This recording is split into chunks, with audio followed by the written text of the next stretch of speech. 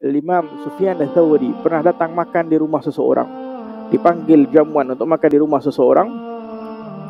Bila mana sedang makan di rumah orang tersebut, maka tuan rumah ni berkata kepada khadimnya itu, tolong bawakan pinggan daripada, bukan haji tahun lepas yang kita beli dekat tempat haya waktu kita pergi haji tu, tetapi yang 2 tahun yang sebelum. Kata Imam Sufyan Ats-Tsauri, miskin ini orang, kesian. 2 kali haji dia punya amalan dia dah rosakkan.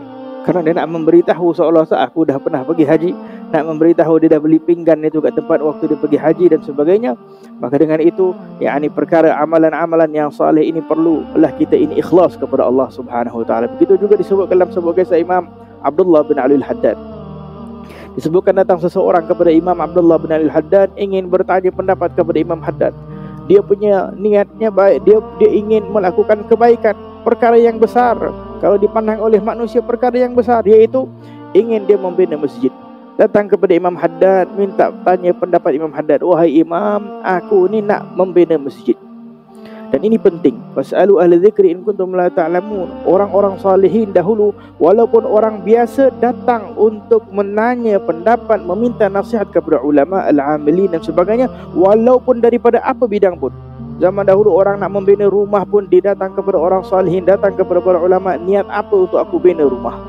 Rumah besar, rumah kecil, niat apa untuk aku nak bina masjid dan sebagainya. Sehingga amalan-amalan yang boleh jadi di mata manusia nampak besar, takutnya amalan tersebut tidak diterima oleh Allah Subhanahu Wa Taala. Maka datang ini orang kepada Imam Abdullah bin Al-Haddad dan bertanya pendapat, wahai Imam, aku niat nak membina masjid besar. Kata Imam Abdullah bin Al-Haddad, baiklah, kalau engkau ini masjid dah siap, dah dibina dan sebagainya, tetapi dinisbatkan masjid ini kepada nama orang lain, bagaimana pendapat engkau? Maka dia fikir-fikir balik. Dia cakap, tak boleh lah. Ni aku, duit aku dah kumpul dah berapa banyak, aku niat nak membina masjid, tiba-tiba semua orang tahu masjid ni bukan aku yang bina, orang lain yang bina, dinisbatkan kepada orang lain. Kata tak boleh. Maka kata Imam Haddad, ahsan tatruk, lebih baik engkau tinggalkan, kerana itu niatnya tak betul. Amalan yang nampaknya saleh, tetapi karena niatnya tadi ada keinginan untuk manusia mengetahui, ini masjid fulan, Masya Allah dan sebagainya. Di sisi Allah, bukankah Allah tahu kalau kita melakukan masjid? Bukankah Allah tahu bahawa segala amalan saleh yang kita lakukan? Maka dengan itu, tidak lain dan tidak bukan, penyakit-penyakit yang bahaya ini memerlu kepada hati kita yang sentiasa takut. Dengan itu orang yang beriman, semakin dia beribadah, semakin bertambahlah sifat takut di dalam hatinya.